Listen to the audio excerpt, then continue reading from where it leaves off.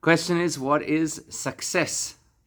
And the model that we're using to determine success is Eliezer, who had a successful mission to find a wife for Yitzchak. Now, when Avram told him to go do this, Avram said, Hashem will send his angel lefanecha, ahead of you. And when Eliezer told the family, Rivka's family, about the success of his mission, he says that Avram told him that Hashem would send the malach, the angel, itach, with you. You want to know what's the difference between before you and with you. So he said that if the angel goes before you, that implies that the angel does all the hard lifting, all the heavy lifting, and he's just got to come along and put the pieces together. Whereas if the angel goes with him, that implies that he's got to put in his best efforts, and Hashem will ensure that his best efforts succeed. So they're very different messages over here. When we go and examine the story, you can see clearly that the angel was ahead of him, because you can see clearly in the story that things just fall into place the way that they should, some of them in the most miraculous way. Now, yesterday we didn't discuss all of the things that happened. So the first we discussed was that he got there in record time, a completely supernatural travel speed. So that's an indication, obviously, that Hashem is smoothing the path for him.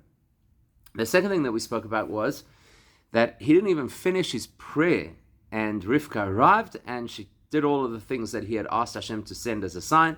So that fell directly into line. What we haven't discussed is what happened when he spoke to the family. Now Rashi says something quite controversial, because Rashi points out that at the beginning of the conversation, Eliezer is talking to Besuel, that's Rivka's father, the mother, who is not named, and the brother Lavan is in the picture. A few minutes later... Sorry, now whose brother? Is that Rivka's brother? Rivka's brother. Okay, that's where I got... Yeah, Rivka's brother. A few minutes later, or a few verses later, it's Besuel is nowhere to be found. It's disappeared. Besuel is Avram's brother. No. Besuel is Abraham's cousin. So he's the father of Rivka. And the next thing you know, he's gone. He's missing from the picture. So Rashi says the reason he's missing from the picture is because he wanted to interfere and stop Rivka from going to marry Yitzchak. So an angel came and gave him a premature dispatch. And that's why he disappears. He's no longer there. And the next thing you see, that Lavan is speaking on his sister's behalf, which would be disrespectful if his father was around. So clearly the father's not around. But Rav, is that not contradictory to the halacha that we learn in this pasha, and that a father must marry off his children? Well, what we learn in this parasha, the halacha we learn from this parasha, is that you have to ask a girl's permission in order for her to get married. That's the halacha that we derive from the story. That's a proposal. What do you mean? You said you have to ask the girl to marry you. No. You have to have her permission. You can't make a proposal that is forced on her. So it's not just that you have to make a proposal. The proposal has to be with her willing acceptance. But She has the right of refusal. Yes. We learn in this pasha that it's a father's obligation to marry off his children. That we learn from Avraham. That the fact that Avraham is the one who organizes Eliezer to go and find a wife for Yitzchak. Yes. So that tells you that it's the father's obligation to arrange the marriage for his child. Taking the other father out the scene completely. Correct. We're taking the other father out of the scene. Why? Because he's doing the opposite of that. He's trying to stop his daughter from having an opportunity to get married. So it actually fits perfectly with the message. So that is again an indication of how much the angel is clearing the path for Eliezer, because if anybody's going to try and obstruct this thing, they're just going to get taken out. So you can see very clearly that the angel is before him. That's been his whole experience from start to finish. It only accentuates the question why, when Eliezer is telling the family the story, he doesn't say that. He says that Hashem sent the angel with me. Okay? Now the truth is, it's not the only piece of information that Eliezer changes when he's describing the story to them. I don't know if anybody remembers, there was something else that he also changes the way that he tells the story, and Rashi comments on the fact that he changes it.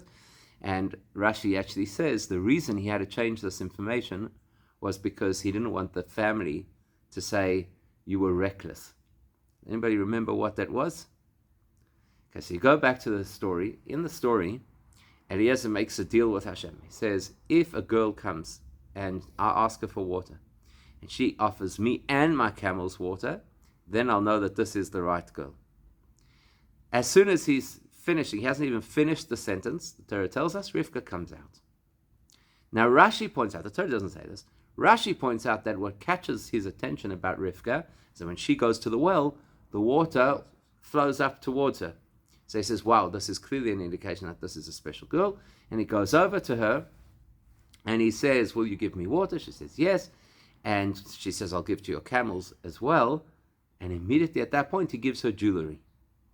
Now, he's missed a critical step of the process over here. He didn't ask her, whose family are you from? The whole mission is that he has to find a girl who comes from Avram's extended family. That's a critical part.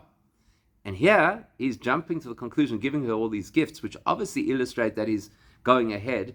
And he hasn't asked her, whose family are you? So the question is, why? And the answer is, well, he asked Hashem for a sign. The sign was fulfilled.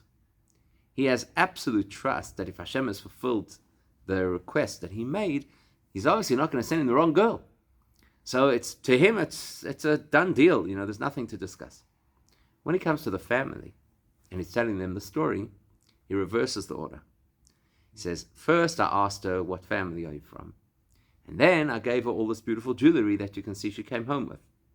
And the reason he does that, says Rashi, is because he doesn't want the family to say, you're a reckless man. You were given a very specific mandate, and you didn't even check the details, so he changes the version of the story. Now, the reason he does that is directly related to the reason that he changes from saying the angel went ahead of me to saying the angel came with me. So let's think about this. Imagine you're in Eliezer's position and you're brokering this deal with the family to take their daughter, and as far as we can tell, it might be their only daughter, and take her back to marry Yitzchak. So he's obviously got a lot of negotiating that he needs to do.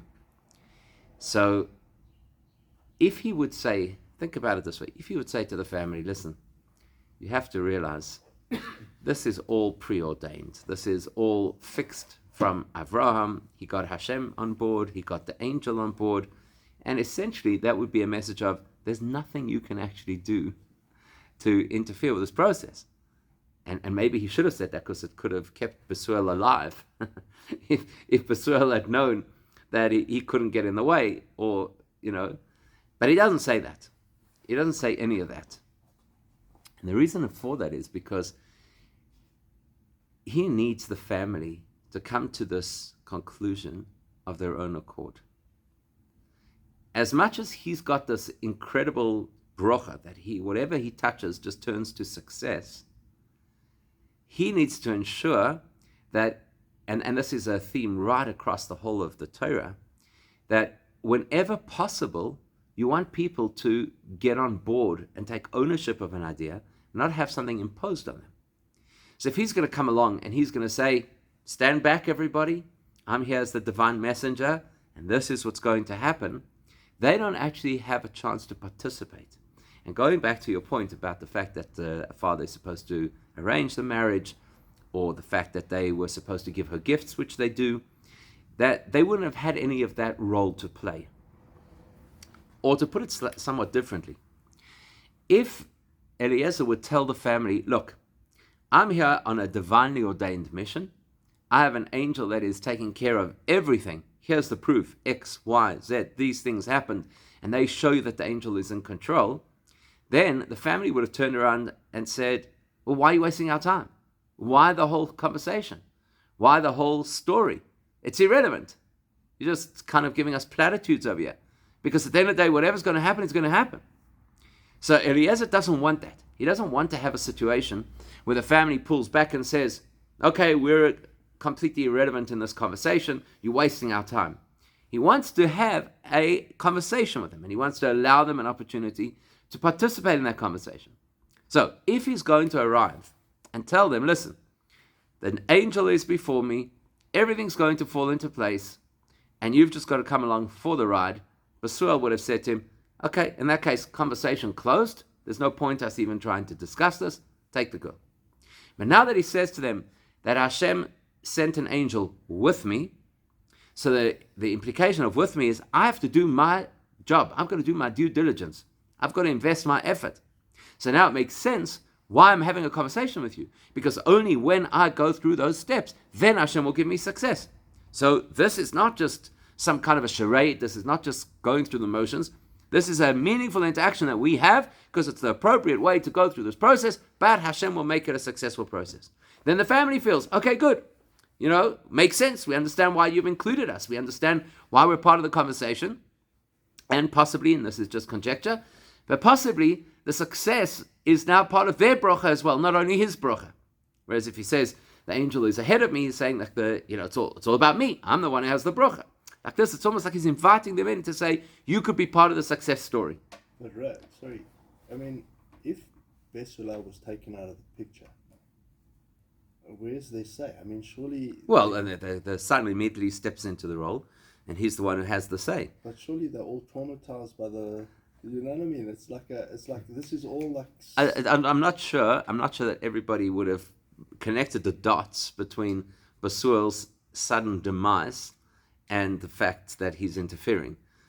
Yes, I think they would have been grieving, etc. But at the end of the day, they had to step up and take care of whatever they had to take care of, which in this case is giving Rivka the freedom to go. Just if you put it into a different context, the Gemara calls Rivka the rose among the thorns. And the implication over there is that Rivka was ill-suited to that environment, and that it was actually very much in her interest that she leave as quickly as possible. So Hashem orchestrated things in such a way that there should be no delays because she had to get out of there at that particular point in time. So if Hashem managed to get Basuel out of the way, I assume he managed to leave them within enough numbness that they could go through the process they had to go through without actually having to grieve right there and then. So... Is that where the expression rose among the thorns? Yes, that is the origin of the expression. Wow. Yes. From the Gomorrah. Yes. Shakespeare thought he was clever. So here we are. So we're now that we understand that this is the nature of their interaction. So now we understand why Eliezer changes the version of the story.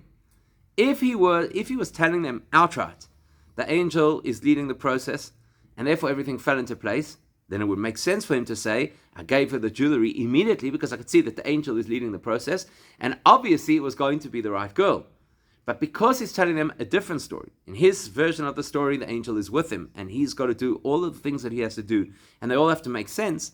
In that case, the only way to tell them the story is, I first had to determine who she is, and only after that would it be appropriate to give her the jewelry. So you can see how the specifics of the story match the way in which he's telling the story. Now, here is where we get to the point of what we're trying to discuss, which is the nature of success. Because up until this point, all we've looked at is the difference in the language between how the promise is made to Eliezer by Avraham and the way that Eliezer shares the details of that promise with everybody else.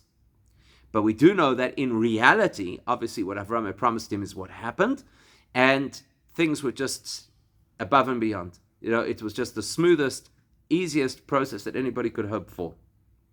So where does success come into all of this? Now before we can do that, we have to step back. How do you say success in Hebrew, or more specifically in Torah language? How do you say success? Matzliach. Hatzlocha, right? Hatzlocha is success, matzliach is successful.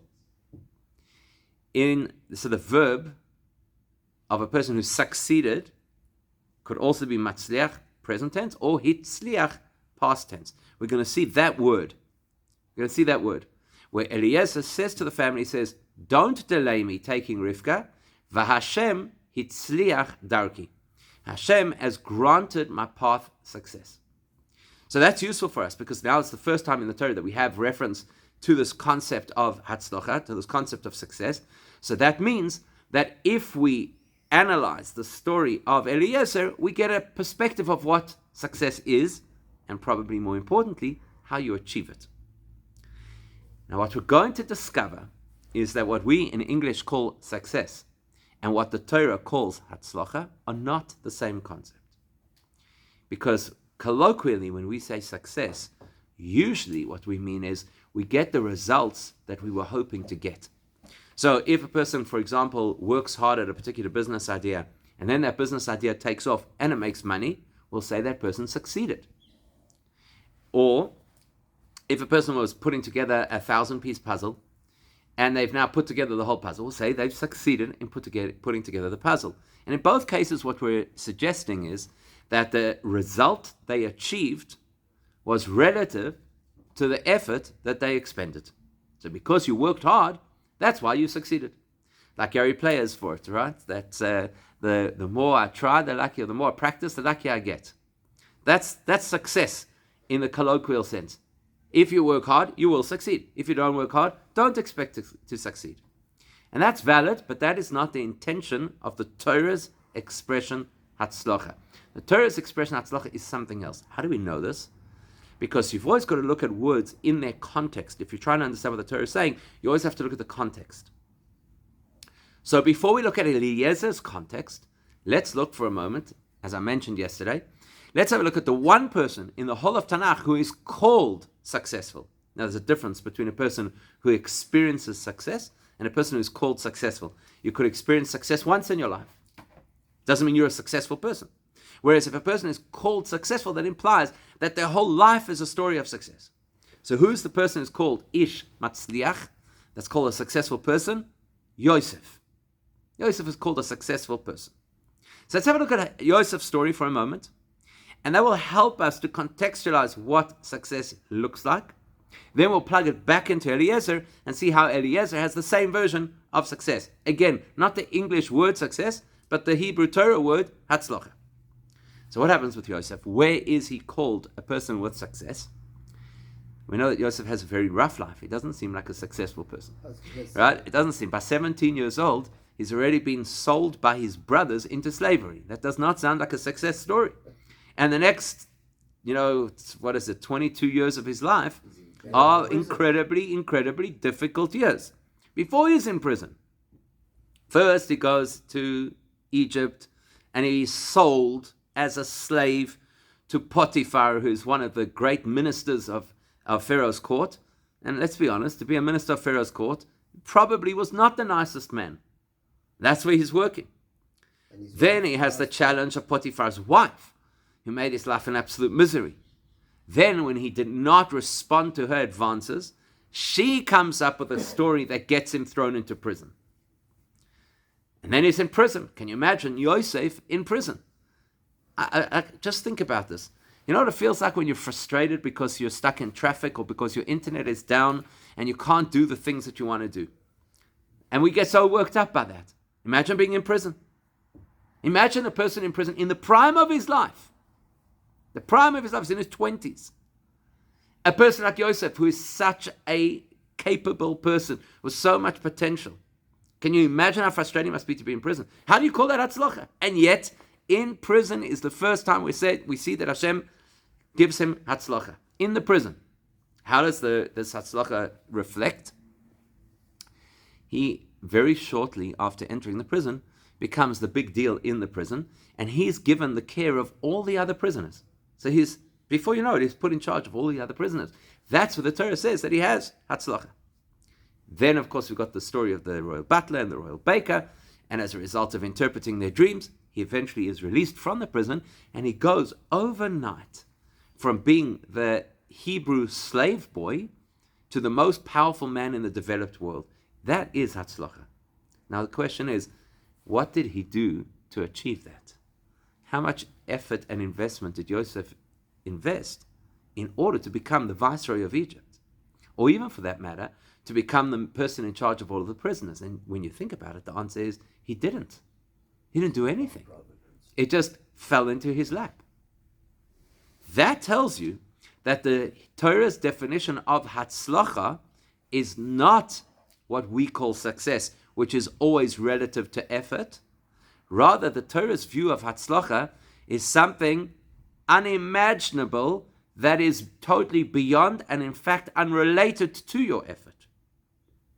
That's why both times that the Torah describes Yosef's Hatzlocha, it always relates it to Hashem. Hashem was with him and he had Hatzlocha. So the Torah's definition of Hatzlocha is a unique brocha from Hashem for incredible success. Likewise, Eliezer, when he says that I've been successful in my mission, says, Vahashem hitzliach darki. Hashem has given me this Hatzlocha. Because that is the definition of Hatzlocha. And you know why he says that? Because even though he's not telling the family outright that the angel went ahead and opened all the doors for him, he at least feels he has to allude to it. So he alludes to it by saying, Hatzlocha. I have Hatzlocha. He's alluding to that. Means that Hashem is making things work for me, because that is the definition of Hatzlocha. That then leaves us with a big question. So how do you get Hatzlocha? If Hatzlocha is something that is exponentially greater than your effort, and it's Hashem's brocha, what's the mechanism to achieve Hatzlocha?